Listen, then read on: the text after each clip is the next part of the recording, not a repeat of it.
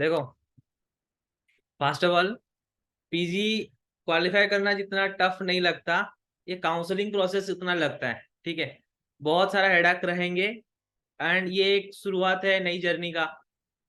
PG में तो ये सारी चीजें चलते रहेंगे अभी से। ठीक है, तो आपको जनरली कुछ दिन बाद ये लगेगा कि इससे अच्छा और एक बार प्रिपेयर कर लूं। ठीक है, चलो कोई नहीं। अब थोड़ा डिस्कस कर लेते हैं कैसे क्या प्लानिंग रखेंगे काउंसलिंग के लिए। ठीक है, एक तो थोड़ा टेक्निकलिटीज जो है। टॉल, हाँ, देखो, फर्स्ट थिंग, टेक्निकलिटीज जो जी चीजें थोड़ा बहुत है, आपको पता होगा नहीं होगा, एक बार डिस्कस कर लेते हैं फर्स्ट फेज में वो चीज। एंड नेक्स्ट डिस्कस करेंगे कैसे क्या काउंसलिंग चॉइस फिलिंग के बारे में। ठीक है, तो फर्स्ट ऑफ ऑल कुछ टिप्स देख लेते हैं। देखो, फर्स्ट थिंग, आपके पास डॉक्यूमेंट्स रेडी होने चाहिए। काउंसलिंग के लिए जा रहे हो, ये फर्स्ट चीज है, क्योंकि जितना भी पढ़ लो, अगर इस चीज में कोई भी लापरवाही हुई तो आपके सिलेक्शन में प्रॉब्लम आ सकते हैं। ठीक है, तो एआईपीडी का मार्कशीट जो है ये रखो। ठीक है, और हाँ, एडमिशन के टाइम आपको जरूरत होगी एडमिट कार्ड की, और इवन रजिस्ट्रेशन स्लिप की, जो आप रजिस्ट्रेशन किए थे एआईपीडी का समय। ठीक है, वो भी आपको मांगा जाएगा। तो मेनली आपको क्या जरूरी होगा, एक तो होगा रिजल्ट। ठीक है, पर काउंसलिंग पूछ रहा हूँ, काउंसलिंग के लिए बस रिजल्ट काफी है, ज्यादा से ज्यादा मांग सकता है एडमिट कार्ड। पर एडमिशन के लिए रिजल्ट, आपका सिलेक्शन कहाँ हुआ, वो एक लिस्ट में कौन सा कॉलेज अलर्टेड लिस्ट, ये अगर इसका एक पेपर रहेगा। दूसरा, आपको बोलेंगे कि आप एडमिट कार्ड का भी जेरोक्स कॉपी सबमिट करो, और बोलेंगे आपका जो रजिस्ट्रेशन हुआ था उसका भी कॉपी चाहिए। ये चार चीजें जरूरी होंगे एडमिशन के टाइम। ठीक है, अभी एआईबीटी के लिए एआईबीटी मार्कशीट रख लो पास। फिर आपका जो नेशनलिटी सर्टिफिकेट है, डोमिसाइल कहीं का है, वो आपको दिखाना पड़ेगा। ठीक है, और age certificate, age normally verify होता है आपका 10th सर्टिफिकेट से, तो 10th सर्टिफिकेट तो होगा ही सबके पास, ये तो आप रखोगे ही। और एनी आधार, आपका मतलब जो आईडी प्रूफ जो है, Aadhaar card, PAN card, DL, जो आपके पास है वो भी चलेगा। और first year to final year BMS के सारे मार्कशीट्स, इस चीज पे ध्यान रखना, हर साल के मार्कशीट्स आपके पास होने चाहिए। तो ये क्या होता है कि यूनिवर्सिटी के हिसाब से अलग अलग होता है। ठीक है, बहुत लोगों के पास एक मार्कशीट होगा जिसमें सारी चीजें लिखे होंगे, कुछ बच्चे जो फ्रेशर्स होंगे उनके पास चार अलग अलग मार्कशीट हो सकते हैं। ये यूनिवर्सिटी यूनिवर्सिटी वेरी करता है। तो आपके पास जो है, आपको जो मिला है आप उसका कॉपी रखना। अगर चार सर्टिफिकेट में आपको मिला तो चारों का कॉपी रखना। ठीक है, और बीएमएस डिग्री सर्टिफिकेट, सबके पास बीएमएस डिग्री नहीं होता है, इवन मेरे पास भी नहीं था जब एडमिशन करने के लिए गया था मैं। ठीक है, पर आपके पास जरूर एक प्रोविजनल सर्टिफिकेट होगा, वो प्रोविजनल आप मतलब यहाँ पे प्रोड्यूस करोगे। ये ध्यान रखना, प्रोविजनल का जो वैलिडिटी होता है कब तक होता है, उसका वैलिडिटी रहता है 1 साल तक। 1 साल के बाद वो प्रोविजनल सर्टिफिकेट और वैलिड नहीं रहेगा। ठीक है, तो इस चीज का थोड़ा बहुत ध्यान रखना। ओके, और सीएलसी कॉलेज आपको दे देगा, ये तो आपके पास मिल ही जाएगा आराम से। ठीक है, और internship completion certificate from your university, ये तो बिल्कुल जरूरी है। ठीक है, सारे डिपार्टमेंट के सिग्नेचर्स रहते हैं, एक इंटर्नशिप कंप्लीशन सर्टिफिकेट रहते हैं वो तो। और रजिस्ट्रेशन सर्टिफिकेट, देखो, आजकल दो प्रकार का रजिस्ट्रेशन है, एक तो स्टेट वाला है, दूसरा सेंट्रल है। सेंट्रल कुछ दिन से बंद हो गया, हम लोग ट्राई किए थे सेंट्रल रजिस्ट्रेशन करने के लिए पर हो नहीं पाया था। ठीक है, तो आपके पास जो रजिस्ट्रेशन है वो आप रखिए, अपना स्टेट का भी हो चल जाएगा, कोई दिक्कत नहीं है। ठीक है, और एक टिप मैं यहाँ पे ऐड करना चाहता हूँ, आप कहीं कॉलेज ज्वाइन करोगे, कुछ कॉलेजेस ऐसे बोलेंगे, मान लो मैं यहाँ पे दिल्ली में मतलब ओपीडी अटेंड कर रहा हूँ, प्रैक्टिस कर रहा हूँ। ठीक है, वो लोग, उनका कहना ये है कि आप लोग यहाँ पे प्रैक्टिस करते हो तो आपको दिल्ली का रजिस्ट्रेशन बनवा लेना चाहिए। ठीक है, पर ये मत बनाना, क्योंकि हर जगह ये नहीं बोलते हैं। अगर आप बनवा दिए तो आप अपना स्टेट का अगर पीएससी निकलता है तो आप पीएससी के लिए एलिजिबल नहीं हो पाओगे, उस पर आपको परेशानी की थोड़ा बहुत हो जाएगा वो। ठीक है, तो ट्राई करना अपना स्टेट का जो है वही चलवा दो, उससे काम बन जाता है। अभी के लिए तो आपके पास वही होगा, सिर्फ उसी को दे देना। ठीक है, फिर देखो, fee receipt of application for registration to NCISM, तो ये देखो, ये तो आपको, ये तो आपके पास होगा ही। ठीक है, फ्री शिफ्ट जो है। और कास्ट सर्टिफिकेट ये बहुत ज्यादा जरूरी है, क्योंकि अगर आप ओबीसी के अंडर आते हो, ईडब्ल्यूएस के अंडर आते हो, एससी एसटी के अंडर आते हो, तो आपके लिए तो ये बहुत इंपॉर्टेंट रखता है। इसका फॉर्मेट शेयर किया हुआ है वो पीडीएफ पे, ठीक है, आपको तो मिला होगा, साइट में भी है, उस पीडीएफ को फॉलो करके देखना। जो जो चीजें मतलब जैसे फॉर्मेट में लिखे गए हैं वैसे ही लेके आना है, ठीक है, अपना दिमाग मत लगाना उस पे, उसी को प्रिंट आउट करके लेके जाओ और अपना जहाँ पे बनवा सकते हो बनवा के आओ, ठीक है। हाँ, ये ध्यान रखना कास्ट सर्टिफिकेट के वैलिडिटी, कहीं कहीं जगह मेरे जितना मुझे इतना पता है कि 6 महीने का वैलिडिटी शायद से रहता है, कि 6 कि क्या फिर 1 साल का, एक बार उसको चेक कर लेना क्या है, ठीक है, उस हिसाब से आपके पास वो सर्टिफिकेट होना चाहिए। फिर आ जाता है ईडब्ल्यूएस सर्टिफिकेट, जिनका है तो ईडब्ल्यूएस रखेगा, ठीक है। देखो ये चीज ध्यान देना, आप ओबीसी हो, ईडब्ल्यूएस हो, आप इसका क्लैरिटी रखो हमेशा, ठीक है। काउंसलिंग के टाइम मान लो आपने ओबीसी भरा, यहाँ पे ईडब्ल्यूएस सबमिट कर रहे हो, इसमें दिक्कत हो सकती है, ठीक है। पर मैंने एक बार बात किया था किससे, एनसीएसएम मतलब जो एनटीए से, उनका कहना ये था, अगर आपके मतलब जब फॉर्म फिलअप आप कर रहे थे तब आप मान लो जनरल में फॉर्म फिलअप किए हो, ठीक है, काउंसलिंग के टाइम आपके पास ईडब्ल्यूएस का सर्टिफिकेट आ गया है, तो आप ईडब्ल्यूएस पे काउंसलिंग करवा सकते हो, पर प्रोवाइडेड जब एडमिशन होगा आपके पास ईडब्ल्यूएस सर्टिफिकेट सलामत होना चाहिए। अगर आप एडमिशन के समय ईडब्ल्यूएस प्रोवाइड नहीं कर पा रहे हो, देन तो आपका एडमिशन पूरा चला जाएगा, ठीक है। तो उस हिसाब से ये आपका कैलकुलेटेड रिस्क होना चाहिए, ठीक है। और जो पीएच है, फिजिकल हैंडीकैप चैलेंज है, उनके लिए सर्टिफिकेट अलग है, ठीक है। और migration certificate for other university admission if applicable, मान लो आप अपने स्टेट में ट्रांजिट कर रहे हो, मैं मान लो जो कॉलेज से यूजी किया था उसी कॉलेज में पीजी करने वाला हूँ, ठीक है, तो मेरे को जरूरत नहीं होगा माइग्रेशन सर्टिफिकेट, क्योंकि मैं सेम यूनिवर्सिटी के अंडर रहूंगा, ठीक है। तो पहले आपके लिए माइग्रेशन, क्योंकि जो लोग अच्छे रैंकर्स हो, बाहर जाना है या फिर यूनिवर्सिटी चेंज करना है, उनके लिए जरूरत है माइग्रेशन सर्टिफिकेट, ठीक है।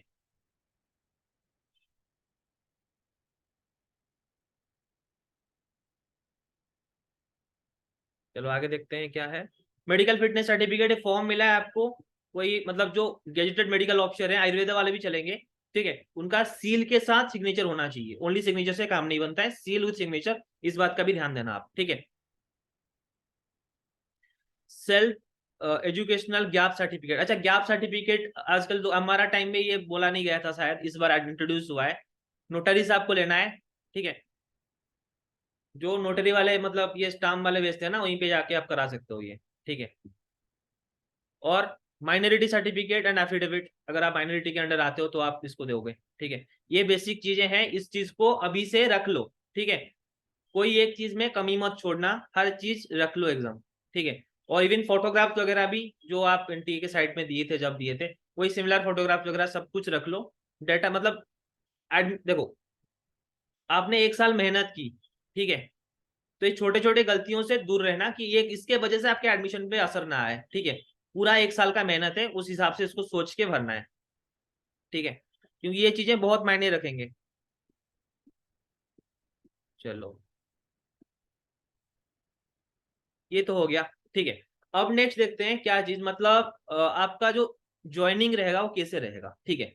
फर्स्ट आप लोग राउंड 1 के थ्रू जाओगे, राउंड 1 पे आप लोग मान लो जो जो जो कॉलेजेस, अब तक तो कोई सीट मैट्रिक्स आया नहीं है, ठीक है, तो आपके रैंक के हिसाब से जो सीट आपको सही लगे, इसके बारे में हम आगे तो बात ही करेंगे कैसे क्या डालना है, तो आपने कोई आपके प्रेफरेंस के हिसाब से सब्जेक्ट डाल दिया, ठीक है, आपको फर्स्ट राउंड में कोई एक सीट मिला, तो आप वहां जाके उस सीट को कैप्चर कर लो पहले, मेरे हिसाब से ये करना ज्यादा सही है, ठीक है। आप सीधा जाओ राउंड 1 पे जहां अलर्ट हुआ है वहां पे जाके एडमिशन कर लो, ठीक है। फिर अपग्रेड का देखना, तो फर्स्ट राउंड इसमें ये है, if you are satisfied and want to join the institute, reach to the institute and complete the admission formalities, जिस दिन आपका आएगा ज्वाइनिंग लेटर, फिर आप तुरंत जाना, 7 दिन के अंदर जाके ज्वाइन करना, ठीक है। दूसरी सोच इस बात पे मत रखना कि अरे रहने देते हैं सेकंड काउंसलिंग में और एक जगह अच्छा लग जाएगा तब जाऊंगा, इतना परिश्रम कौन करेगा, फर्स्ट राउंड तो कॉलेज अच्छा नहीं लग रहा है, सेकंड पे देखते हैं, ये गलती नहीं करना है, ठीक है। सीधा जहां पे फर्स्ट राउंड पे एडमिशन हो रहा है जाके एडमिशन करो, सीट उठाओ, एक सीट अपना प्रिजर्व करके रखो, ठीक है। फिर आपके अपग्रेडेशन तो होंगे ही मुझे पता है, पर फर्स्ट राउंड वाले जो ऑलरेडी सीट है उसको छोड़ना मत, ठीक है। छोड़ सकते हो, बाय रूल छोड़ सकते हो, पर मैं पर्सनली सजेस्ट करना चाहता हूँ कि फर्स्ट राउंड पे जो भी मिले उठा लो पहले, ठीक है। फिर देखो, यू कैन फील विलिंग। देखो, अगर आप कोई भी कॉलेज ज्वाइन करते हो, मान लो मेरा तिबिया हुआ था, तो मेरे पास दो ऑप्शन थे, इधर मैं तिबिया कंफर्म कर दूं और अपग्रेडेशन के लिए डालूं, ठीक है। तो मैंने सीधा जिस दिन हुआ था फर्स्ट राउंड पे, मेरे को यही कॉलेज चाहिए था, मैंने सीधा कंफर्म किया था, तो मैं सेकेंड राउंड तक खेला ही नहीं था, ठीक है। तो आप, क्योंकि ये डिपेंड करता है आप कैसे, आप मतलब आपका सोच क्या, आप क्या सोच के कौन सा कॉलेज डाल रहे हो, तो आपके ऊपर निर्भर करता है ये चीज, ठीक है। तो आपका हिसाब से आपको अगर चाहिए अपग्रेड तो करो, नहीं चाहिए तो बंद करो भाई, घर पे जाके वॉइस करो, कोई दिक्कत नहीं है, ठीक है। तो मान लो आपको डिजायर्ड सीट नहीं मिल रहा है, आप क्या करोगे, आप अपग्रेडेशन के लिए डालोगे, ठीक है, simple. But if you want to participate in state counseling, then you have option of free exit through this round. अगर आपको लगता है कि आप मतलब स्टेट काउंसलिंग में पार्टिसिपेट करने वाले हो, तो आपको फ्री एग्जिट ले लेनी चाहिए फर्स्ट राउंड से, ठीक है। If you don't take admission in first central round, then also you are eligible for upcoming round of central counselling and state counselling. देखो, इनके कहना ये है, कुछ बच्चे ऐसे होते हैं जिन्होंने फर्स्ट राउंड पे कोई सीट उठाया नहीं है, ठीक है, उन्होंने अप्लाई तक नहीं किया है, वो बच्चे फिर से जब सेकंड काउंसलिंग शुरू होगा, अलग से पे मतलब जो फीस होगा वो पेमेंट करेंगे, फिर से अपना चॉइस फिल करके जो सीट्स बच्चे होंगे उसके ऊपर वो जाके एडमिशन करा सकते हैं, ठीक है। यहाँ पे मैं एक चीज आपको ऐड करना चाहूंगा। जब मेरे को एक चीज लास्ट राउंड पता चला कि फर्स्ट राउंड में ऐसा नहीं होगा कि सारे सीट्स निकल गए, ठीक है। कुछ नए सीट्स सेकेंड या थर्ड राउंड में भी ऐड होते हैं जो फर्स्ट राउंड पे शो नहीं करता है, ये चीज आपको पता होनी चाहिए, ठीक है। ये बात मेरे को नहीं पता था लास्ट ईयर तक, क्योंकि कुछ नए सीट्स थे जो थर्ड राउंड पे ऐड हुए थे, ठीक है। तो इस चीज का थोड़ा भी ख्याल करना। तो अगर आपको आपका डिजायर्ड इंस्टीट्यूट नहीं मिल रहा है, तो जरूर एक अपग्रेडेशन का ऑप्शन रखो, ठीक है।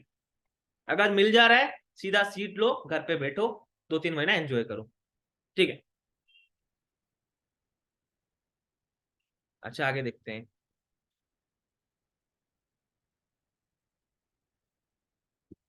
तो अगर आपने से फर्स्ट राउंड एडमिशन नहीं किया, सेकंड राउंड पे जाके एडमिशन ले रहे हो, तो आपको और एक बार फिर से वही मतलब जो प्रेफरेंसेस उसको भरना पड़ेगा, हर चीज पेमेंट वगैरह सब कुछ करना पड़ता है, ठीक है। बट ये चीज है, अगर आपने फर्स्ट राउंड वो सीट छोड़ दी है, सेकेंड राउंड में वो सीट आपको मिलेगा, उसका कोई गारंटी नहीं है, ठीक है। मान लो से फर्स्ट राउंड मेरे को तिबिया हो रहा था, मेरे को तिबिया नहीं लेना था, ठीक है, मैंने कहा भाई तिबिया छोड़ देता हूँ। पर सेकंड राउंड में क्या होगा, मेरे से ज्यादा मतलब जो अच्छा रैंकर होगा वो डाल देगा तिबिया, तो मेरा तिबिया गया और नहीं मिलेगा, ठीक है। तो जब आपको कुछ मिला है, छोड़ो मत, उसको पकड़ो, फिर आगे बढ़ो, अपग्रेड करने का सोचो, ठीक है। Those who have already registered and paid fees for the first round did not register again. They just have to fill the fresh choices again for the second round. देखो, आपके ये है, मान लो आपके सेकंड राउंड, आप मतलब first round आप खेल चुके हो, आपको चाहिए कि आप सेकंड राउंड के लिए जाओ, ठीक है। उस फर्स्ट राउंड अगर आपने खेला है, तो इसका मतलब क्या है कि आपने पेमेंट कर दी है, तो सेकंड राउंड को और कोई पेमेंट करने की जरूरत नहीं है। आप बस नए सिरे से और एक बार आपको फॉर्म फिलअप करना पड़ेगा, क्योंकि ये देखा जाएगा कौन कौन से सीट सेकंड राउंड के लिए अवेलेबल है, फिर अवेलेबल सीट्स जो रहेंगे उसको देख के अपना फॉर्म फिलअप फिर से करोगे, ठीक है। If you have not registered for the first round, then you have to register in second round and pay the registration fees and security deposits, ठीक है। तो ये चीज है। अच्छा देखो, if you are a new candidate who filled from directly second round and get seat allotted in the second round and don't want to join that institute, मान लो आप कोई ऐसे, मेरे से कोई स्टूडेंट होगा, मेरे को नहीं लगता है, कोई सेकंड राउंड, पहले राउंड खेला नहीं है, सेकंड राउंड पे आया है, ठीक है। उसने क्या किया, सेकंड राउंड पे मुझे जो सीट्स मिल रहे हैं उसको मैं छोड़ रहा हूँ, उसका मतलब ये है, तो सेकंड राउंड में भी चाह के भी अपना फ्री एग्जिट ले सकता है, ठीक है। If you are failed willing for upgradation in the from the first round and get upgraded to the new college or seat in second round, you have to join the new college in remain alive in the counseling। देखो, एक चीज important है, अगर आपने first round खेला, ठीक है, मान लो मैंने अपना फर्स्ट, जैसे कि मैंने अपना फर्स्ट राउंड में सिलेक्शन ले लिया था, पर उसके बाद अगर मैं अपग्रेड डालता, मेरे को एनआईए कैसी मिल जाता, नहीं तो जामनगर कैसी बिल्कुल मिल जाता, ठीक है, क्योंकि मेरे बाद के रैंकर्स उसने उठाया है। तो अगर मैं सेकंड राउंड के लिए डाल देता और एनआईए वगैरह ऑप्शन में रखता, ठीक है, तो क्या होता कि मैं बाउंड होता सेकंड राउंड में जहां एडमिशन हुआ है वहां जाने के लिए, ठीक है, समझ रहे हो? तो आपको ये ध्यान रखना चाहिए कि आप फर्स्ट राउंड जहाँ पे मतलब जो सीट ले रहे हो, अगर आप अपग्रेड करते हो और सेकेंड राउंड में कुछ सीट मिलता है तो आपको वो सीट लेना ही पड़ेगा, ठीक है, वहां जाके एडमिशन करना पड़ेगा, तभी आप अलाइव रहोगे काउंसलिंग प्रोसेस में, ठीक है। तो ये ध्यान रख के आप अपग्रेड करो, उसके बाद से वैसे ही ऑप्शंस डालो, ठीक है।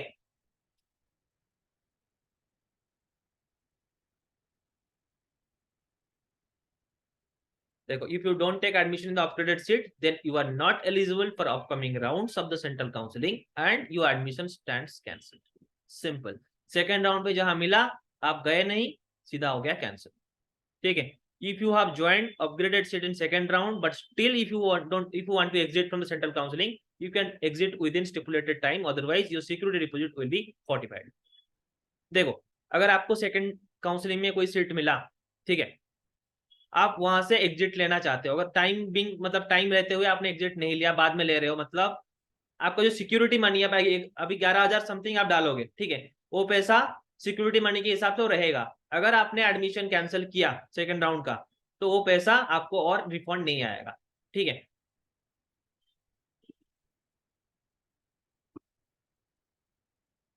और एक बात, if you have failed willing for upgradation from the first round and get upgraded to a new college, just sit in second round। देखो, ये बात तो हमने बता दी है, ठीक है, सिंपल बात है। अगर आपको सेकंड राउंड पे कोई सीट मिला है, आप वहां जाओ, फिर अपडेट करो, थर्ड राउंड के लिए जाओ, ठीक है। अगर आपने फिर थर्ड राउंड के लिए आप जा रहे हो, इसका मतलब आप सेकंड राउंड में संतुष्ट नहीं हो, गए थर्ड राउंड, वहां पे आपको फिर से फॉर्म फिलअप करने के लिए मिलेगा, फिर से फॉर्म भरो, कोई पेमेंट करने की जरूरत नहीं, क्योंकि पेमेंट तो आपने फर्स्ट राउंड पे ही कर रखा है, ठीक है।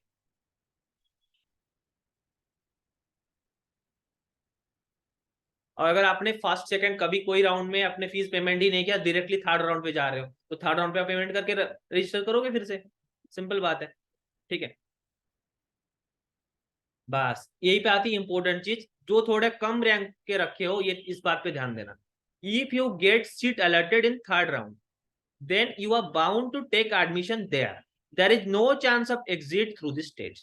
Your admission in state counseling also stands automatically cancelled if you have filled choices for central third round and if you get any seat allotted through the third round. ठीक है, ये बात को थोड़ा ध्यान देके सुनो, ये बहुत मैटर करता है, कैरियर चेंजिंग डिसीजन हो सकता है, ठीक। समझाता हूँ चीज क्या है एग्जैक्टली।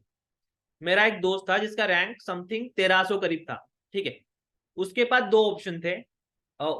एक तो नेशनल के पपरूला वगैरह का द्रव्यगुण वगैरह उठा ले, वहां पे स्टाइपेंड कम होता है, बच्चे जाते नहीं है ज्यादा, ठीक है, वो उठा सकता था, नहीं तो मेरे स्टेट का कुछ अलग सब्जेक्ट उठा सकता था, ठीक है। तो उसको ये था कि भाई मैं इतना दूर क्यों जाऊंगा, कम पैसे है, तो मैं अपने स्टेट में ही रह जाता हूँ। पर उसको ये नहीं पता था, अगर आप थर्ड काउंसलिंग के लिए अप्लाई किए हो, थर्ड काउंसलिंग के लिए आपने फॉर्म भरा है, जहां पे आपको थर्ड काउंसलिंग में सेंट्रल में जो वहां पे सीट आपको मिलेगा, आपको वहां जाके एडमिशन लेना कंपलसरी है। अगर आप वहां पे एडमिशन नहीं लेते हो, आप ये सोचते हो कि नहीं नहीं मैं तो अपने स्टेट में ही एडमिशन ले लूंगा, तब आप नहीं ले सकते हो। आप थर्ड राउंड पे गए मीन्स और आपको एक सीट अलर्ट हो गया, इसका मतलब आप ऑटोमेटिकली अपने स्टेट से बाहर, ठीक है। वो अगर अभी चाहता भी अपना स्टेट का कोई सीट उठा नहीं पाता, क्योंकि उसको थर्ड राउंड में एक सेंट्रल सीट अलर्ट हो चुकी है, उसको वो सीट लेना कंपलसरी है, ठीक है।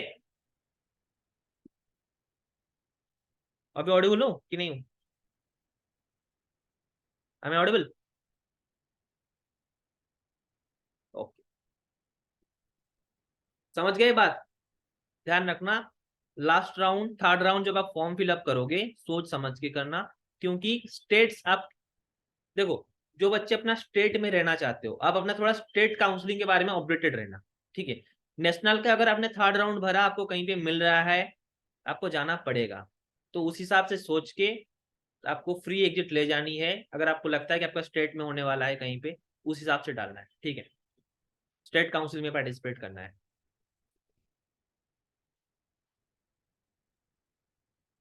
ठीक है। अच्छा, और एक बात, अगर आपने थर्ड राउंड में अप्लाई किया था, थर्ड राउंड पे आपको कोई सीट नहीं मिला नेशनल लेवल पे, मतलब आउट ऑफ स्टेट के, आपको कोई भी सीट नहीं मिला, तब भी आप स्टेट के लिए एलिजिबल हो। अगर कहीं मिल गया मतलब आपको जाना पड़ेगा, सिंपल बात है, ठीक है। अच्छा, बात आती है security fees will not be deducted if, क्या क्या करने पर आपको जो आपको 11,000 समथिंग आपने अभी सिक्योरिटी डिपॉजिट भरोगे आप। You take free exit from first round allotted seat, आप फर्स्ट राउंड में फ्री एग्जिट ले गए तो आपके फीस आपको वापस। If you take exit from second round allotted seat within stipulated time, अगर सेकंड राउंड में आपको एक सीट मिलता है, आप उससे भी स्टिपुलेटेड टाइम के अंदर एग्जिट ले लेते हो। अगर आपको एग्जिट लेना है अगर वो सीट नहीं चाहिए, देखो मेरे को फर्स्ट राउंड में एक सीट मिला, पसंद नहीं है, आई टुक फ्री एग्जिट। फिर मैंने सेकंड राउंड अटेम्प्ट किया, उसमें मेरे को जो सीट मिला वो भी पसंद नहीं आ रहा है, वहां पे मैं स्टिपुलेटेड टाइम के अंदर फ्री एग्जिट ले लेता हूँ, ठीक है। तो मेरे को मेरे पैसे वापस मिल जाएंगे। और अगर आपने फर्स्ट राउंड में जो सीट आपको मिला था आपने वही उठा ली है, ठीक है, आपके वजह से कोई सीट, इसका मतलब सिंपली ये है आप कोई भी सीट वेस्ट नहीं कर रहे हो, ठीक है। आपके वजह से गवर्नमेंट का कोई सीट वेस्ट नहीं हो रहा है, तब आपको आपके फीस वापस मिल जाएंगे, ठीक है। और if you don't get any seat allotted in the entire central counselling process, अगर पूरा सेंट्रल काउंसलिंग चल गया आपको एक भी सीट कहीं पे अलॉटमेंट नहीं हुई तो आपके पैसे वापस आ जाएंगे, ठीक है। और क्या वो कंडीशन है जहां पे पैसे डिडक्ट होंगे ये भी ध्यान रख लो। You don't take exit from second round allotted seat within stipulated time, कुछ टाइम दिया होगा, अगर आपको फ्री एग्जिट लेना है सेकंड राउंड से आप ले सकते हो, उस टाइम के अंदर आपने नहीं लिया तो आपके पैसे गए, ठीक है। You take exit from the third round allotted seat, third round पे जो सीट अलॉटेड होते हैं उससे अगर एग्जिट लेते हो तो अब इसका मतलब क्या है, उसके बाद और काउंसलिंग होता नहीं है, मॉपअप वगैरह में भी वो सीट फ्री रह जाता है, गवर्नमेंट का एक लॉस होता है। इसके कारण अगर आप थर्ड राउंड से एग्जिट कर रहे हो आपको पैसे नहीं मिलने वाले वापस, ठीक है। You take exit from subsequent round after third round allotted seat, ठीक है। और उसके बाद कभी कभी मॉपअप भी होता है, ठीक है, मॉपअप में भी आपने एग्जिट ले लिया वो सीट नहीं लिया, तो अगर आपके वजह से सिंपली ये है कि कोई सीट खराब हो रहा है, आपके जो पैसे हैं वो वापस नहीं आएंगे, ठीक है।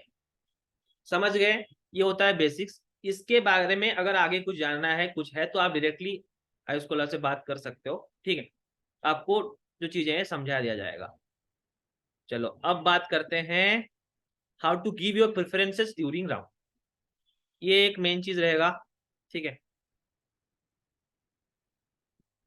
ऑल दी बेस्ट तो बाद में, अब देखो, हाँ देखो अभी गैप सर्टिफिकेट इस बार ऐड हुआ है, ट्राई करो गैप सर्टिफिकेट बना लो, ठीक है। ये नोटारी से बनेगा लिखा है। Out of state private college में कैसे अप्लाई करें, बिल्कुल आपको काउंसलिंग, देखो कोई भी प्राइवेट कॉलेज हो सेमी गवर्नमेंट कॉलेज हो ये तो आपके काउंसलिंग के अंडर ही आएंगे, ठीक है, काउंसलिंग के समय आप उसके फॉर्म भर सकते हो। 2015 का गैप चल जाएगा क्या, नहीं अभी रिसेंट वाला बनाओ। माइग्रेशन सर्टिफिकेट ये होता है जो सर्टिफिकेट आपको यूनिवर्सिटी चेंज करने में दिया जाता है, और मेरे हिसाब से वो सर्टिफिकेट अभी तो यूज नहीं होता है काउंसलिंग में, ये एडमिशन के समय जरूरत होता है, ठीक है। फिर भी अगर आप निकाल सकते हो तो निकाल के रख लो, क्योंकि लिखा गया है हम लोगों की माइग्रेशन मांगा गया था कब ना, जब हम पूरा एकदम, क्योंकि माइग्रेशन तब होता है जब आप यूनिवर्सिटी चेंज करते हो, ठीक है।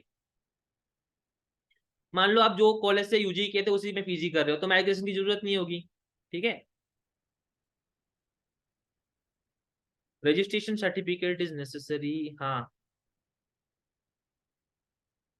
देखो रजिस्ट्रेशन आपका मेन चीज ध्यान रखना, आपका जो रजिस्ट्रेशन है जो आपके स्टेट गवर्नमेंट से है वो आपके पास रहना जरूरी है, ठीक है।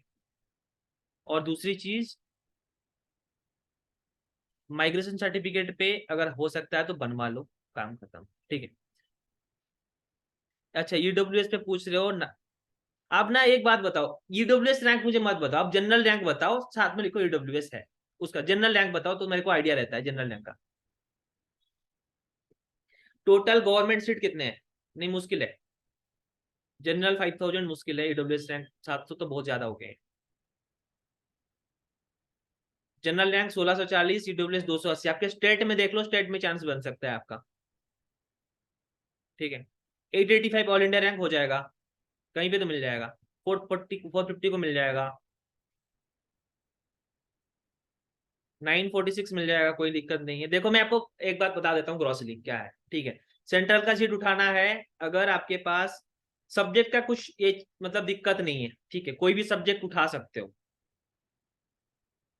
ऑल इंडिया 65 पे हाँ मिल जाएगा, बिल्कुल मिल जाएगा। क्लिनिकल NIA मिल जाएगा। 75 में gynae from any central institute. अगर आपके पास, एक सेकंड रुक जाओ, मैं ना आपको एक ग्रॉस आइडिया बता देता हूँ, फिर आपकी कैटेगरी वाइज एक बार डिस्कस कर लेंगे, ठीक है। देखो, पहले जिनके सिलेक्शन के ऊपर है तो उसके ऊपर देख सकते हैं। अगर 1000 रैंक के अंदर हो, ठीक है, तो आपके लिए कहीं ना कहीं एक सीट तो है ही, क्योंकि गवर्नमेंट सीट करीब 1500 समथिंग होते हैं, तो वहां से आपका सीट हो जाएगा, ठीक है। और भी एक बात, जिनके रैंक मान लो 1500 है, उनके डिपेंड करता है स्टेट रैंक क्या है। अगर उनके स्टेट से कम बच्चे क्वालिफाई हुए किए हैं इस बार, तो उनका चांसेस बनेगा। कुछ स्टेट ऐसे होते हैं जिसके बच्चे अभी मतलब नहीं दिए हैं, कोई एग्जाम नहीं दिया, इंटर्न वाला बैच बिल्कुल नहीं दिया है, तो उनके चांस तो ऑलरेडी अच्छे हैं, ठीक है। MP का तो चांस अच्छा है। पर देखो, जिनके रैंक 2000 से ऊपर है, सिंपल बात बता रहा हूँ, मतलब 1600 के भी ऊपर है, 1500 1600 के ऊपर है, उनका रैंक डिसाइड करेगा अपने स्टेट वाले बंदों के ऊपर। उनको नेशनल में सीट मिलेगा नहीं, सिंपल बात है। नेशनल कोई भी सीट 1200 1300 ऊपर नहीं मिलेगा अगर जनरल हो। SC ST के लिए मिल जाएगा, कैटेगरी के लिए नहीं बोल रहा हूँ ये। पर जनरल EWS OBC इनके बारे में बता रहा हूँ, इनको मुश्किल है, ठीक है। जनरल ऑल इंडिया नहीं, यार ऑल इंडिया 5593 नहीं होगा, आपको नहीं होगा, मतलब गवर्नमेंट वगैरह तो नहीं होगा। Clinical branch in central 1000 general category मुश्किल है, क्लिनिकल मिलना तो मुश्किल है, पर हो जाएगा कहीं भी। अगर जनरल हो 200 के अंदर क्लिनिकल मिलेगा, हाँ 200 के अंदर, 210 तक, 15 250 भी रख सकते हो, ठीक है। All India rank SC rank 261। देखो, आप ऐसे कैलकुलेट कर लो, SC का कोटा होता है शायद से 10 या 15%। टोटल कितने सीट्स हैं उसका 15% निकाल दो, पता चल जाएगा आपको, ठीक है।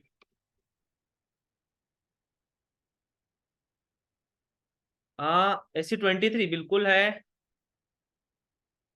चांस है नेशनल में होने का, चांस है, क्लिनिकल सब्जेक्ट डिपेंड करता है। क्योंकि देखो, सिलेक्शन आपका आपके रैंक के ऊपर नहीं है, दूसरों के ऊपर है, समझ रहे हो। आपके एक रैंक ज्यादा, मतलब मान लो आपका रैंक 100 है, 99 वाला अगर कहीं पे अप्लाई कर रहा है, उस सेम सीट के लिए अप्लाई कर रहा है, तो आपका सीट वो ले लेगा, सिंपल बात है, ठीक है। तो देखो, मोर ओवर बात ये होती है, अभी तो आपके पास कोई भी श्योरिटी नहीं है कि कौन से कॉलेज कौन सा सीट निकाल रहा है।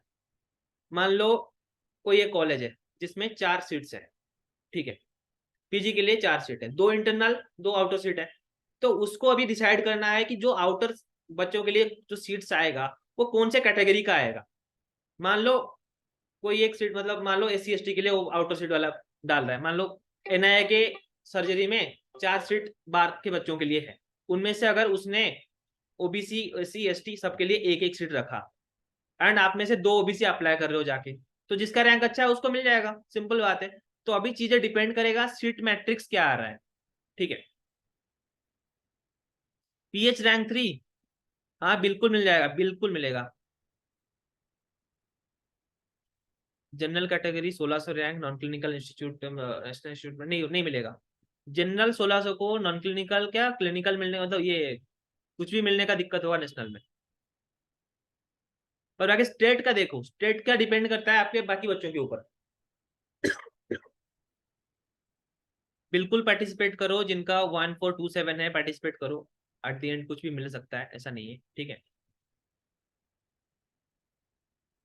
जनरल रैंक 575, चॉइस फिलिंग, हाँ देखो, मिलेगा कहाँ मिलेगा क्या नहीं मिलेगा, ये मैक्सिमम चीजें मैं ओवरऑल अभी बता सकता हूँ, पर डिपेंड करेगा किस चीज पे, आपके जो सीट मैट्रिक्स आने हैं उसके ऊपर, और आपके ऊपर वाले रैंक जो बच्चे हैं उनको क्या लेना है, उनमें से कितने बच्चों को स्टेट रहना है, कितने बच्चों को नेशनल जाना है, ये भी फैक्टर्स होते हैं, ठीक है। तो उस बारे में हम अभी तो ज्यादातर बस ऐसे कुछ प्रेडिक्शन कर सकते हैं, पर गारंटी इस बात का बिल्कुल नहीं दे सकते कि कहाँ पे होने वाला है एग्जैक्टली, ठीक है। 75 जनरल कैटेगरी गायनी मुश्किल है,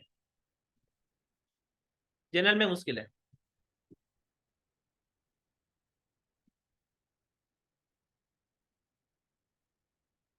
इफ वी गेट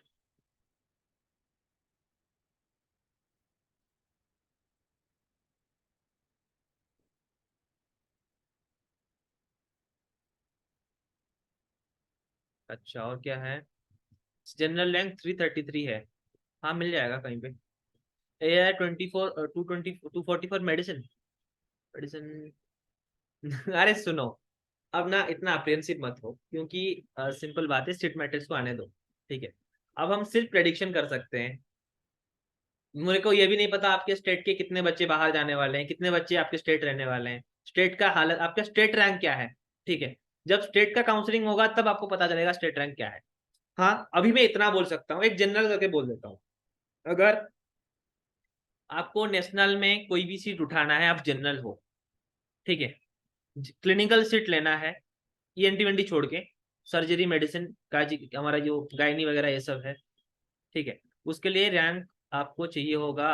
अगर प्योरली जनरल, ईडब्ल्यूएस ओबीसी कुछ नहीं है, 60-70, उससे ज्यादा में आपको मिलेगा नहीं। गायनी सर्जरी तो मिलने का मुश्किल चांस है, अगर आप 30 से भी ऊपर रैंकर्स हो और जनरल हो, नेशनल में नहीं मिलेगा। ठीक है, और जो सिर्फ सिलेक्शन की बात करते हैं, अगर आपका रैंक 1000 के अंदर है इवन, तो आपका चांस होता है कि बाहर कहीं एक सीट मिल जाएगा, कहीं पे भी कोई एक सीट मिल जाएगा, इतना मैं बता सकता हूँ। ठीक है, अगर आपका रैंक 1000 से 1200-1300 बीच है, नेशनल बाहर मिलने का चांसेस 50% है, नहीं तो आप स्टेट में जरूर मिल जाएगा, इतना बोल सकते हैं। ठीक है, AR 701 general category 245, no PG college in state.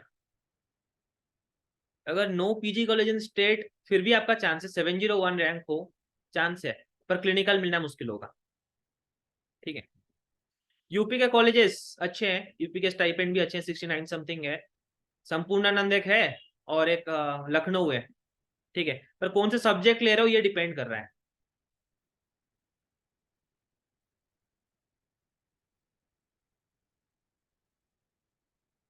EWS बाद में बनवा सकते हैं, फॉर्म फिलने के टाइम नहीं डाला था। हाँ, मैंने बात किया था एक बार, कि वो लोग बोल रहे थे अगर आप फॉर्म फिलअप के टाइम नहीं भरे थे, अभी आप भर सकते हो। फिर भी आपको मैं बता दे रहा हूँ, रिपीट कर रहा हूँ, कि आप कंफर्म करो एनटीए के एक बार कॉल करके, एक दो बार, 2-3 बार बच्चे कॉल करके पूछो, 3 बार अगर उनके आंसर सेम रहेंगे तब जाके आप ईडब्ल्यूएस डालो। ठीक है,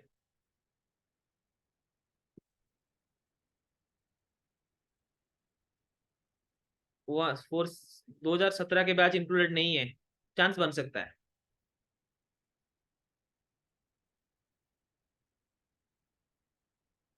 प्राइवेट कॉलेज फीस स्ट्रक्चर तो कॉलेजों पे डिपेंड करता है, 10-12 लाख के अंदर पीजी के हो जाते हैं, अगर अच्छा क्लिनिकल लो, नहीं तो 2-4 लाख के अंदर भी है। 1900 में उत्तराखंड मुश्किल है, जनरल में मुश्किल है, नहीं मिलेगा। कास्ट लगेगा, ओबीसी के लिए बिल्कुल लगेगा। कैटेगरी रैंक 36 बीएचयू भी मिल सकता है क्या? कौन सा कैटेगरी है ये बताओ। 30 कैटेगरी क्या है? एससी कैटेगरी मुश्किल है, मुश्किल है, बीएचयू नहीं मिलेगा। बीएचयू के कितने, एससी के 4-5 सीट निकलेंगे बीएचयू में ज्यादा से ज्यादा। ऐसे सोच लो, आपका कैटेगरी रैंक जो है, हर डिपार्टमेंट में एक एक सीट सोच लो ना, जो नेशनल चीजें।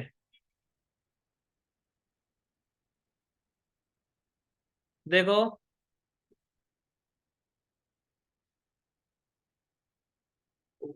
16-17 हिमाचल यूके में मिल सकता है, पर मुश्किल है, अगर जनरल हो, नहीं, अगर आपके पास कोटा है 1677, तो कुछ मिलने का चांसेस है, बिना कोटा के मिलना मुश्किल होगा।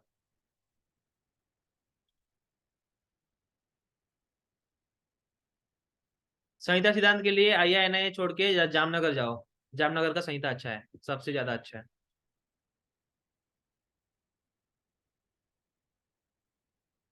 अगर पढ़ने के बारे में सोच रहे हो, संहिता अच्छे से। 983 एंड 422 ओबीसी में है। हाँ, मिल सकता है, ऐसा नहीं कि नहीं मिलेगा, पर नॉन क्लिनिकल मिलेगा, क्लिनिकल नहीं मिल पाएगा। ठीक है,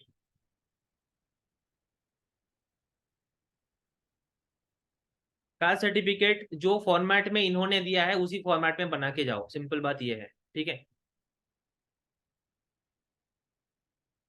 देखो, इस बार के लिए इतना एक अच्छा चीज मैं बता सकता हूँ, कि जिनके स्टेट में एडमिशन, मतलब जो बच्चे इस बार अप्लाई नहीं किए थे, इंटर्न वाले बैच एलिजिबल नहीं थे, राजस्थान के बच्चे नहीं दिए थे, महाराष्ट्र शायद था, महाराष्ट्र बोल रहा हूँ, मध्य प्रदेश के बच्चे, उनके लिए थोड़ा अपॉर्चुनिटी अच्छा है क्योंकि उनके स्टेट में होने के चांसेस बढ़ जाते हैं। ठीक है, हाँ गुजरात से भी।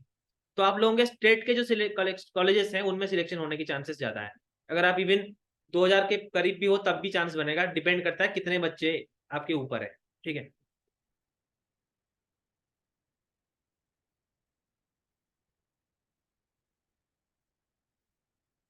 ओपन में अगर जो सीट, अच्छा सीट मैट्रिक्स में ओपन कैटेगरी मतलब ओपन टू ऑल, उसका सीट SC ST OBC सब कुछ उठा, मतलब हर कोई ले सकता है। जनरल के लिए आज सच कोई सीट रिजर्व नहीं है।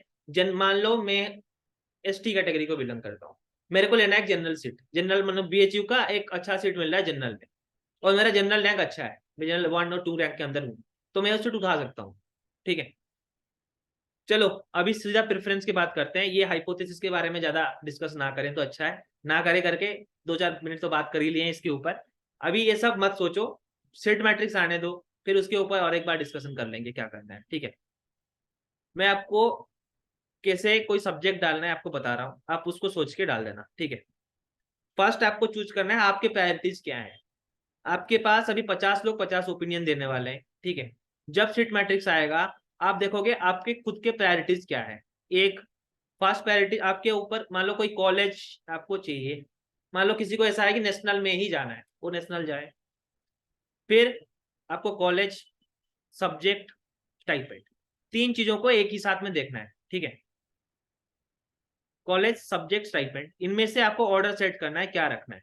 मेरे हिसाब से मैंने रखा था पहले सब्जेक्ट, ठीक है, फिर स्टाइपेंड, फिर कॉलेज। मेरे को कॉलेज से उतना ज्यादा लेना देना नहीं था कि नेशनल जाऊं, यहाँ जाऊं, वहां जाऊं, नहीं था। तो पर कुछ बच्चों को ये है कि नेशनल में करना है, तो वो एक अलग चीज है। तो आपके हिसाब से आपकी प्रायोरिटीज देखो, उसके हिसाब से आप अपना सीट डालना। पर हमेशा याद रखना सब्जेक्ट पे कंप्रोमाइज मत करना। ठीक है, अगर आपको, क्योंकि सब्जेक्ट के साथ आप जिंदगी भर रहने वाले हो। ठीक है, कोई भी इंस्टीट्यूट का जो धब्बा है कुछ ही दिन के लिए है। ठीक है, NIA का सर्जरी सबसे अच्छा है। सर देखो, अगर मैं से रैंक वाइज बता दूं, NIA का सर्जरी BHU का अच्छा है, BHU के बाद NIA, फिर आइया, फिर जामनगर। जामनगर का सर्जरी अत्यंत बेकार तुच्छ किस्म का है, उसका अच्छा नहीं है। ठीक है, उससे अच्छा महाराष्ट्र का सर्जरी ले लो, सीखने को ज्यादा मिलेगा, बाहर एक्सपोजर अच्छा रहेगा। ठीक है, महाराष्ट्र के कॉलेजेस सच में अच्छे हैं, और वहां पे आपको मॉडर्न आयुर्वेदा दोनों सीखने को मिलेगा। जो नेशनल नहीं जाना चाहते हो उनके लिए महाराष्ट्र सबसे अच्छा एक ऑप्शन रहेगा। ठीक है, KLE का सर्जरी अच्छा है, KLE प्राइवेट है पर सर्जरी ENT सब कुछ अच्छा है KLE का। अगर कोई प्राइवेट लेने का सोच रहे हो, सेमी गवर्नमेंट लेने का सोच रहे हो, तो KLE अच्छा है। ठीक है,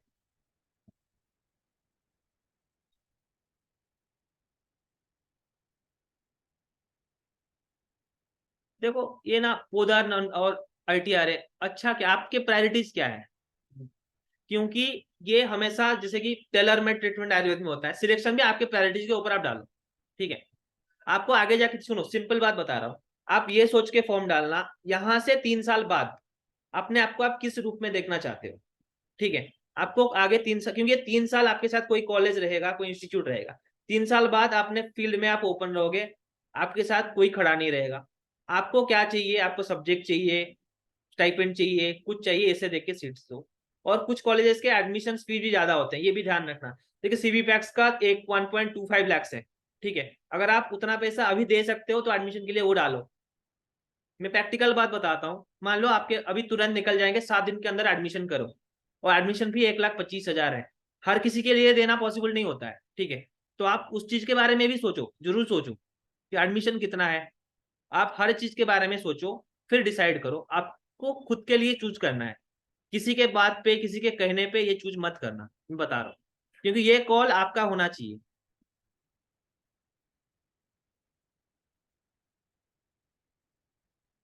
सर 2000 है, OBC रैंक 800।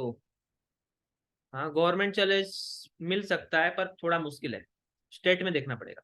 ठीक है, अगर देखो मैं बता रहा हूँ, जिनके रैंक 1500 से ऊपर है उनका अपने स्टेट में देखना ही पड़ेगा, नेशनल में मिलने का चांसेस नहीं है कोई भी सब्जेक्ट का। नेशनल मतलब सेंट्रल काउंसलिंग की बात कर रहा हूँ। संस्कृत के लिए फ्यूचर अच्छा है, क्यों नहीं है। संस्कृत में अभी जॉब्स निकलने वाले हैं, जैसे कि कम्युनिटी हेल्थ ऑफिसर्स वगैरह, कुछ पोस्ट संस्कृत के लिए आगे ओपन हो सकते हैं। योगा का डिमांड बढ़ रहा है, ठीक है। तो संस्कृत इतना भी बुरा सब्जेक्ट नहीं है, ठीक है, ये सेमी क्लिनिकल के अंडर आएगा। काय चिकित्सा का सीक्वेंस, काय चिकित्सा ऐसा है कि बीएचयू अय्या, उसके बाद से आएंगे जामनगर, एनआईए, तिबिया, सीबीपैक्स। इसके इन चारों के अंदर आप अपने प्रायोरिटी के हिसाब से चूज कर लेना।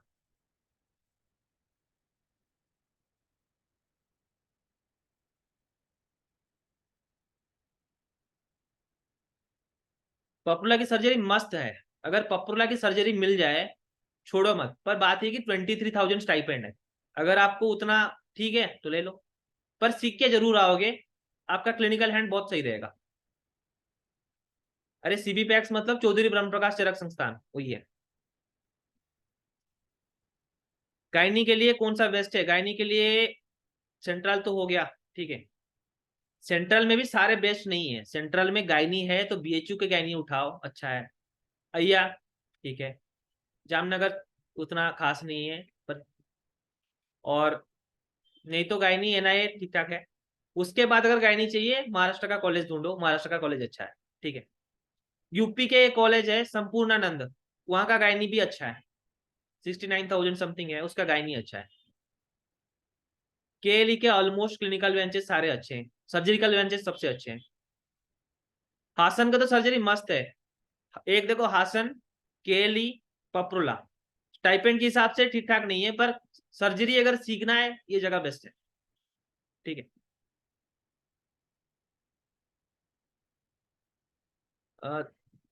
1677 पंचकर्मा मुश्किल लग रहा है, देख सकते हैं। काय चिकित्सा बेस्ट सेंट्रल अय्या।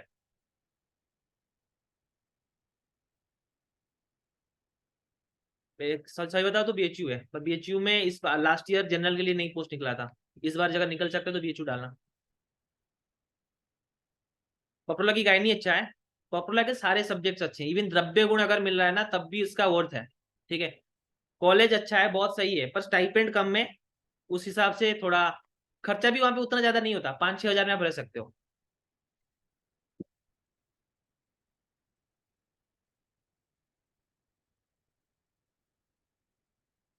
एआईआर 2,000 से ज्यादा है। देखो कुछ भी एआईआर है, कुछ भी है, सीक्वेंस हमेशा नॉर्मल रखो, सेंट्रल डालो, क्या ही दिक्कत है, होगा होगा नहीं तो नहीं होगा। पॉपुलर किस रैंक तक मिल सकता है? पॉपुलर के क्लिनिकल बेंच जो है ये 600-700 तक मिल जाते हैं। देखो डिमांडेड सब्जेक्ट्स में बता दे रहा हूँ, इतना सबके लिए बता दूंगा, ठीक है। सबसे ज्यादा डिमांडेड सब्जेक्ट अभी है ये हमारा सर्जरी, ठीक है। और उसमें भी अभी क्या हो रहा है कि सैचुरेशन आने को हो रहे हैं, फिर भी सर्जरी का एक डिमांड रहेगा, आप कहीं पे जाओ तो अपना प्रैक्टिस ऐसे कर सकते हो, ठीक है। फिर आजकल के बच्चे प्रिफर कर रहे हैं पंचकर्मा लेने के लिए, नहीं तो स्लास काय चिकित्सा, ठीक है। काय चिकित्सा में ये दिक्कत है, सैचुरेशन बहुत ज्यादा है, बहुत बच्चे काय चिकित्सा करके बैठे हैं, पर जिनके पैशन काय चिकित्सा है वो जरूर लो, क्योंकि सारे डिजीज सीखने को मिलेंगे, मॉडर्न आयुर्वेद दोनों साइड भी कवर होंगे। जनरल प्रैक्टिस करो या फिर कोई स्पेसिफिक प्रैक्टिस करो, उसके लिए हेल्प होता है। पंचकर्मा में ये है, एक इमर्जिंग ब्रांच है, आगे चांस मिल सकता है, ये सोच के लिया जा सकता है, ठीक है। और गाय लड़की हो तो गायनी ले ही लो, जैसे कि सर्जरी गायनी एक ही जगह स्टैंड करेंगे अगर लड़की हो, ठीक है। सिंपली सर्जरी मतलब सब्जेक्ट की बात कर रहा हूँ, ठीक है। और उसके बाद आता है कौमार्य नृत्य और शालाक्य, ठीक है। इन दोनों में आयुर्वेद में सच बता रहा हूँ उतना ज्यादा खास स्कोप है नहीं, ठीक है।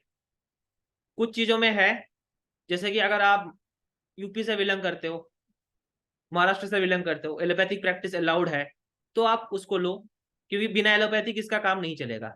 और एक भी ऐसी बात है, अब एलोपैथिक साइंस में भी सैचुरेशन आने को है, लोग हमेशा चूज करेंगे कि आयुर्वेदा ट्रीटमेंट लेने के लिए आयुर्वेदा डॉक्टर के पास आए।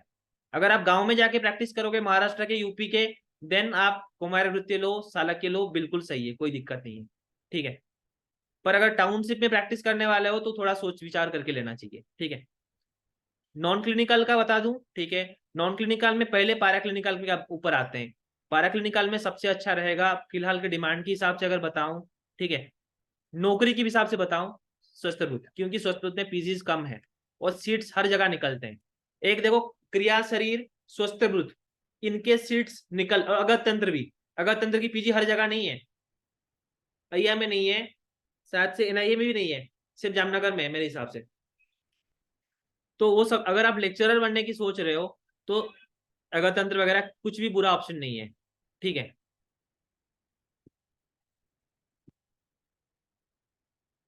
और सेमी क्लिनिकल में निदान रसशास्त्र में से रसशास्त्र ज्यादा चूज करो। पर अभी ये हो सकता है कि निदान वालों को अल्ट्रासाउंड वगैरह करने की परमिशन मिल सकता है, ठीक है, पर अब तक मिला नहीं है। कितना परमिशन मिलेगा नहीं मिलेगा बता नहीं सकते।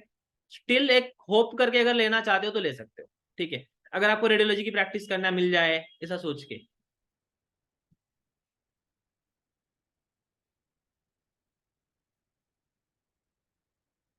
अगध हो गया सर, अगध क्लिनिकल हो गया है सर। देखो अगध क्लिनिकल नहीं हुआ है, अगध तंत्र ही है। पर इसके ऊपर एक स्किन का डिप्लोमा कर सकते हो इसके बाद, ये है, ठीक है।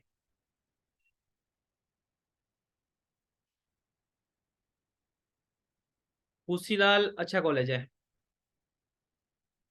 डीजी का फ्यूचर अच्छा है, द्रव्य गुण बहुत सही सब्जेक्ट है। द्रव्य गुण का मेन चीज है आपका नॉलेज। अगर आप आइडेंटिफिकेशन में हीरो हो, आपको आइडेंटिफिकेशन आता है।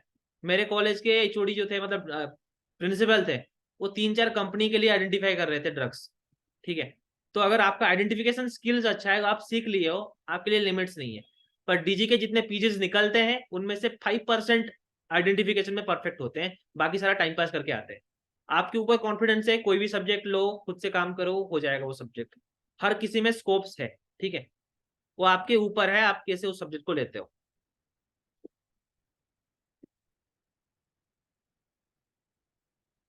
देखो आयुर्वेद में मान लो आप नॉन क्लिनिकल ले भी रहे हो, एटलीस्ट बीएमएस तो कर चुके हो ना। प्रैक्टिस हर कोई कर सकेगा आयुर्वेद में, ऐसा कुछ नहीं है। आपका नॉलेज इंप्रूव करो। अगर क्लिनिकल ले लो तो अच्छा है, मिल रहा है तो ले लो, क्यों मना करो। अगर नहीं मिल रहा है नॉन क्लिनिकल ले लो, कोई दिक्कत नहीं है, ठीक है। आपको किस विभाग में प्रैक्टिस, इवन बहुत लोग मैंने ऐसा देखा है संहिता लेके बहुत अच्छा प्रैक्टिस करते हैं। अभी डब्ल्यूएचओ एक गए थे, संहिता पीजी, रिसेंट। ओबीसी रैंक 5857 है, प्राइवेट मिल सकता है साला क्या। हाँ प्राइवेट तो मिल सकता है वैसे।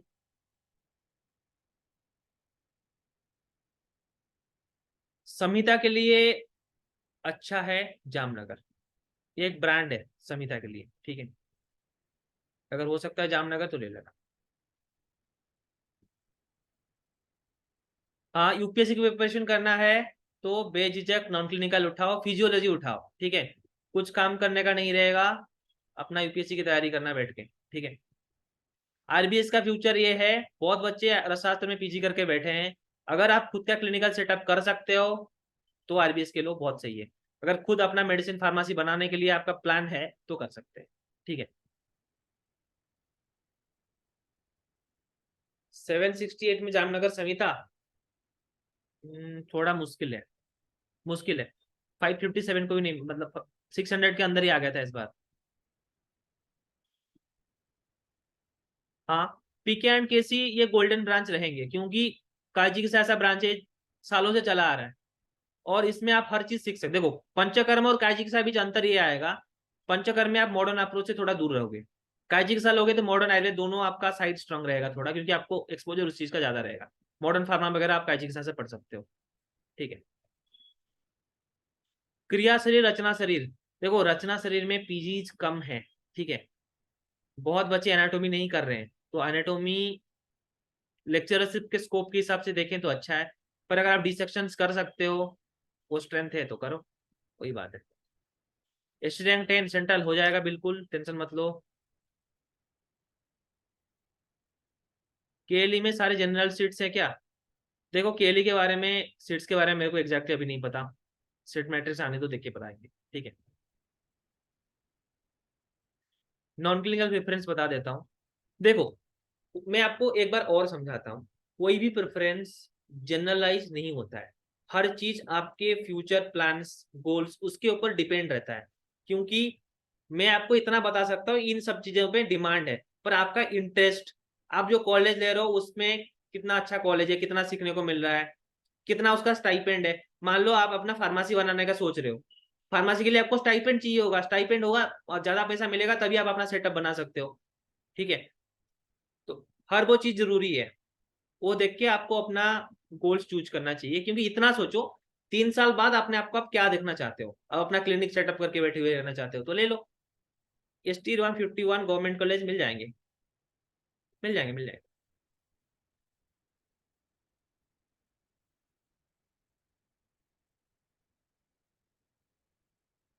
ओके।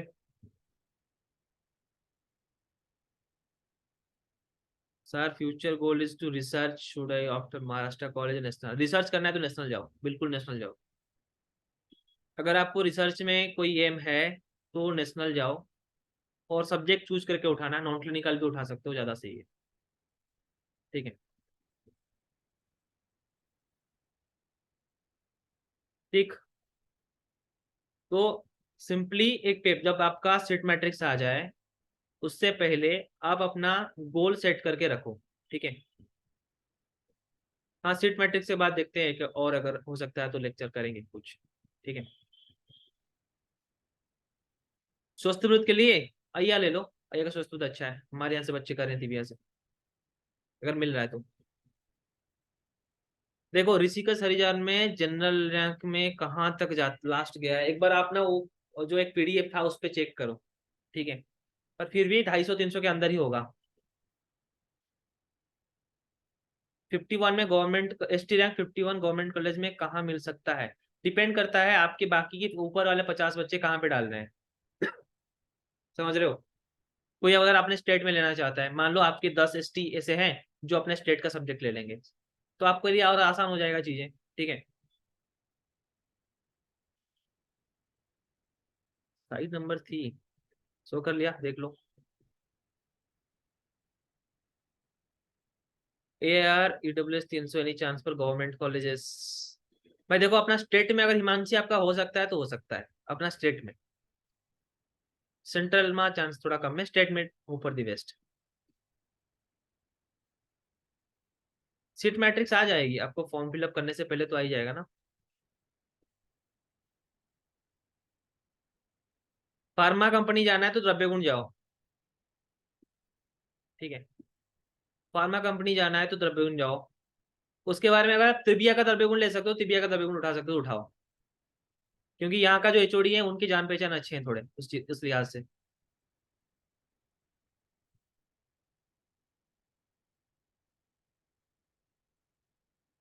पर सीट मिलने के ऊपर है, अगर अय्या मिल रहा है तो ठीक ठाक है, नहीं तो तिबिया उठा सकते हो। द्रव्य गुण, हाँ। एनआईए का द्रव्य गुण में जो एचओडी है उनके, ये वाइफ है किसके पता है? जो राजेश कटेजा है उनके वाइफ है। पर बात ये है कि वहां पे भी मेरे एक दो सीनियर्स पढ़ के आए हैं, पर उनके उतना सपोर्ट्स नहीं मिले हैं। ठीक है। तो जहाँ के एचओडी आपको सपोर्ट करे, वो रिटायर्ड हो चुके हैं, तो वही कोई बात नहीं। अब मेनली एचओडी सपोर्टिव हो तो आपको फायदा मिलेगा। ठीक है। तिबिया में पंचकर्म केसी, और कुछ काम नहीं करना है तो फिजियोलॉजी ले लो। और कुछ अगर पढ़ना है तो फिजियोलॉजी अच्छा ऑप्शन बन सकता है। ठीक है।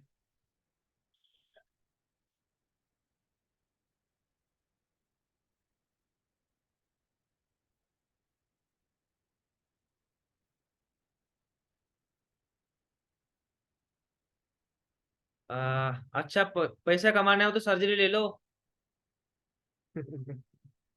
समिता सर्जरी की समिता बेटर। अच्छा पैसा सर्जरी पंचकर्म का चिकित्सा, आपके ऊपर है भाई, ये आपके ऊपर है। पैसा कमाना आपके ऊपर है। कोई भी डिपार्टमेंट लो, प्रैक्टिस अच्छा करोगे पैसा कमा सकते हो। सर्जरी लोगे, स्किल्स नहीं सीखोगे, वही जीरो। ठीक है।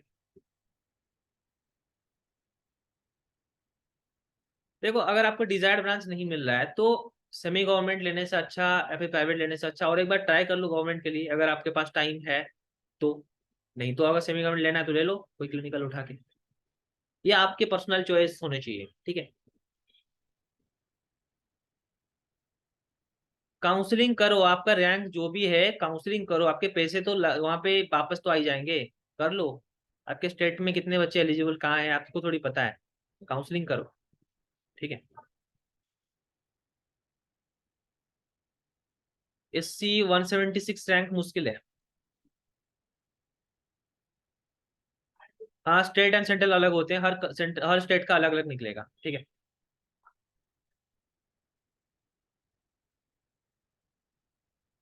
Central non clinical, state clinical, subject अगर क्लिनिकल आपके लिए इंपॉर्टेंट है, सब्जेक्ट मायने रखो। देखो मैंने अपना चॉइस सब्जेक्ट के ऊपर किया है, सब्जेक्ट बहुत ज्यादा जरूरी है। ठीक है। जिंदगी, सब्जेक्ट मीन शादी, समझ रहे हो, जिंदगी भर उसी नाम से जाना जाओगे।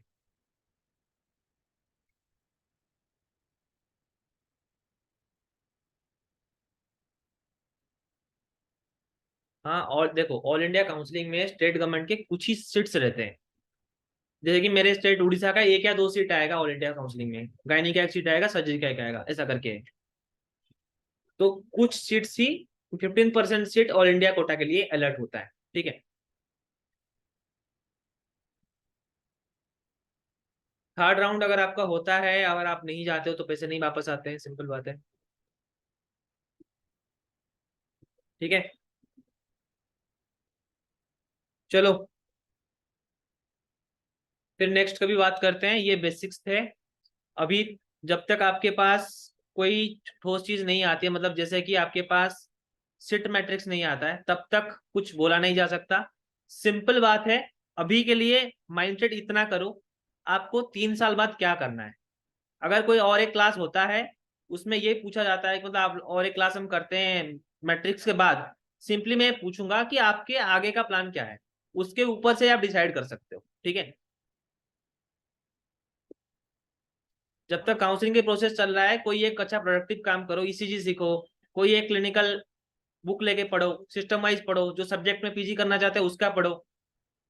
जिनका सिलेक्शन कंफर्म नहीं है, पढ़ाई करते रहो, आप सिलेक्शन के बारे में मत सोचो, आप सोचो कि नेक्स्ट ईयर आप कैसे प्रिपेयर कर रहे हो। अगर सीट मिल जाते तो अच्छा है, नहीं मिलता तो आपका प्रिपरेशन नहीं छूटेगा, ठीक है।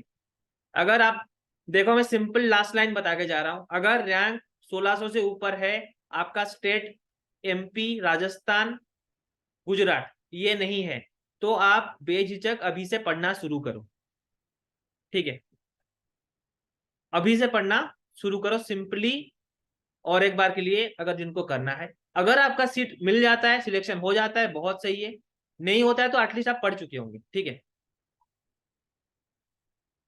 काय चिकित्सा जामनगर अच्छा नहीं है, एनआईए ठीक ठाक है, ले सकते हो। जामनगर का आईपीडी ओपीडी इतना अच्छा नहीं है, मतलब पेशेंट्स फ्लो कम है। एनआईए का अच्छा है। क्योंकि उत्तराखंड में नहीं था तो ठीक है, उत्तराखंड के बच्चों के लिए भी थोड़ा लिबर्टी हो सकती है। पर फिर भी अगर आपका रैंक 2000 से ऊपर है, पढ़ाई जारी रखो, छोड़ो मत, क्योंकि ये टच है, छोड़ दोगे फिर से जीरो से शुरू करना पड़ेगा, ठीक है।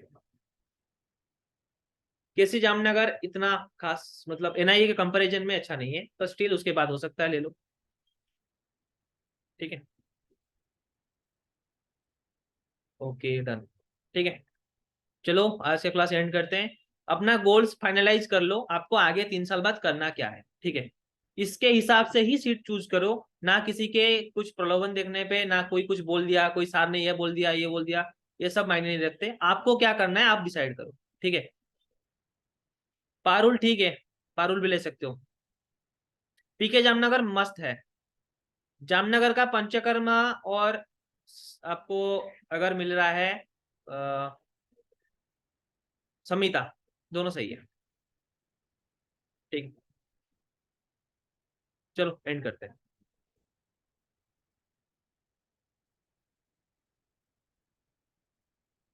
और और देखो, लास्ट ईयर के ओपनिंग क्लोजिंग रेंज के ऊपर मत जाना, क्योंकि हर साल ये रेंज चेंज हो सकता है, ठीक है। मान लो कोई अच्छा रैंकर ने कोई कॉलेज उठा लिया, इसका मतलब ये नहीं है कि वो कॉलेज और सब्जेक्ट अच्छा है, उसका कुछ पर्सनल चॉइसेस हो सकते हैं जो आपके लिए वैलिड ना हो, ठीक है। डिपेंड, आप खुद वो कॉलेज के बारे में जानो, उस डिपार्टमेंट के बारे में जानो, उसका माहौल जानो, उसके पेशेंट फिगर जानो, तब उसके बारे में आप अप्लाई करो, ठीक है। ठीक है, एंड करते हैं। शुभ रात्रि।